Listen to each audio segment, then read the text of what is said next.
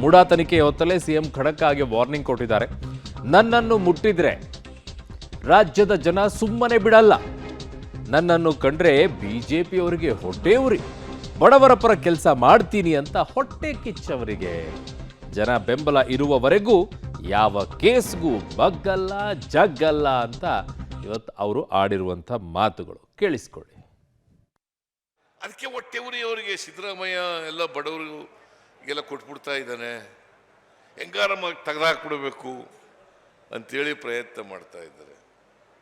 ಅದಕ್ಕೆ ನಾನು ಹೇಳಿದೆ, ನಮ್ಮ ಕರ್ನಾಟಕದ ಜನ ನನ್ನನ್ನು ಮುಟ್ಟಿದರೆ ಸುಮ್ಮನೆ ಬಿಡಲ್ಲ ಅಂತ ಹೇಳಿದ್ದೀನಿ. ನನ್ನನ್ನು ಮುಟ್ಟಿದರೆ ಸುಮ್ಮನೆ ಬಿಡಲ್ಲ, ಸುಮ್ಮನೆ ಸುಳ್ಳು ಹೇಳೋದು. ಎಲ್ಲ ರಾಜ್ಯದ ಮುಖ್ಯಮಂತ್ರಿಗಳನ್ನ ಎದುರಿಸೋದು.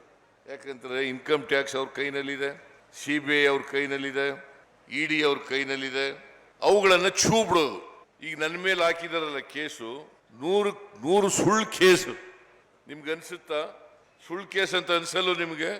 ನಾನು ನಿನ್ನೆ ಮೊನ್ನೆ ರಾಜಕೀಯಕ್ಕೆ ಬಂದಿಲ್ಲ, ನಿನ್ನೆ ಮೊನ್ನೆ ಮಂತ್ರಿ ಆಗಿಲ್ಲ. ನಾನು ಮಂತ್ರಿಯಾಗಿ 40 ವರ್ಷಗಳಾಗೋಯ್ತು. 1984ನೇ ಇಸ್ವಿನಲ್ಲಿ ನಾನು ಮೊದಲನೇ ಬಾರಿಗೆ ಮಂತ್ರಿ ಆದ.